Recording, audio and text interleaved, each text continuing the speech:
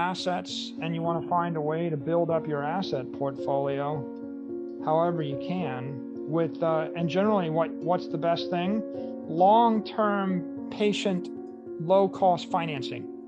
Tokens, coins of Bitcoin falling. You can see they're about 1% right now, 32,005 roughly the trade there. The crypto's down now more than 7% this month. Do you think crypto will find its footing at these levels? And what can we kind of make of this big slump in trading volume? One of the key things that I'm keeping an eye on is how quickly miners are coming back online. What's going on in China is sort of an amalgam of both of those, right? Where you have the Chinese government cracking down on Bitcoin miners, and that causes a lot of supply pressure within Bitcoin specifically. My only fear with that is that if the world ever does move to a Bitcoin standard, that you're de-incentivized to actually spend it when it's needed. Obviously, buying a cup of coffee with Bitcoin is a bad idea right now because of the tax. I don't think you ever need to, look, I don't think you should spend property. I think that this is a fundamental misconception people have. They keep thinking they have to spend it or it has to have a use or utility for it to have value. The reason they think that is because they've never been rich. Like, I mean, it's really non-rich people that think that. For example, if my family had bought up 20 blocks of Manhattan 200 years ago, would I have to spend my real estate on coffee does Manhattan have to have value? Like, isn't it obvious that owning all of Manhattan and not giving away any of it for 200 years is probably a better investment, a better idea, right? It's property. Like, how about Robert Kraft? He owns, the New England Patriots. Does he spend 1% of the New England Patriots to buy coffee? Does he give it away every year so it will have value?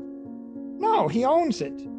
What's he going to do with it? Give it to his kids if he can, right? It's a dynastic thing. The United States doesn't give away its land to foreign countries to buy coffee, right? So if you have real wealth, if you have a franchise, if you own Manhattan, if you actually own, like, Jeff Bezos didn't get rich by spending Amazon stock on coffee. Jeff Bezos got rich by not spending Amazon stock. Larry Ellison still owns Oracle. How did he do it? He borrowed against it, right? Rich families, rich countries, they borrow or they generate yield on it, right? If I own Manhattan, I can either borrow against it or I can let you build a building on it, but I keep ownership of the underlying property. A lot of the property in Europe, the noble families like the Prince of Wales, whatever, they own the land underneath London, and then people that have buildings, they don't own their land. They have a 100-year lease or a ground lease or a 200-year lease or a 50-year lease, but they don't actually own the property, right? Sometimes the government owns the property. In UAE, it's illegal for a foreigner to buy land on the beach. I think all of the prime beachfront property, it's impossible for a foreigner to buy it. It's against the law. What about for a poor person who has $100 in Bitcoin and can't find somebody to lend against it? It's the principle is the same at all scale, which is you want to divide your assets into a savings account that's in an appreciating asset, BTC, and a checking account that's in a depreciating currency, the same scale. And look, if you're a poor person, the only way you generate wealth is you have to generate assets. So how do you do it? You either create a company, issue yourself the stock, or you have to save money at another job. And then when you save money, you go buy something. You can buy a house with leverage. So if you can make enough for a down payment, then you can buy a house and the house goes up 7% a year.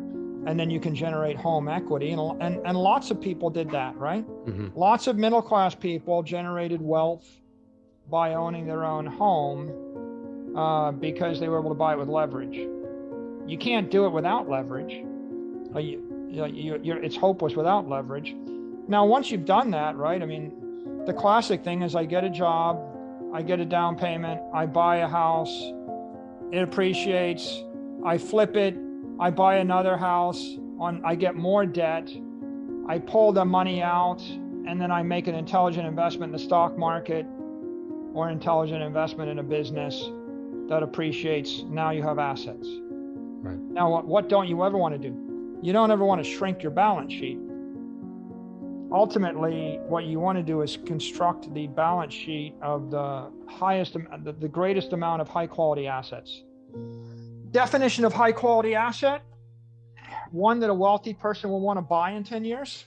That's a good definition. Sure. I mean, common sense. A house in the Hamptons is a Picasso.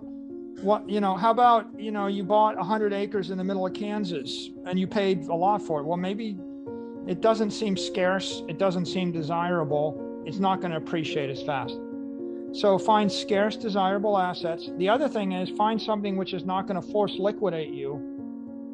You buy Dogecoin, on margin, and you might get wiped out before you make your money on it, right? So some things are riskier than other things. I think ultimately, the big disservice we do is we tell people, you have to spend something for it to have value. You don't have to spend shares of Apple stock for it to have value. I mean, it's such a freaking stupid thing to say.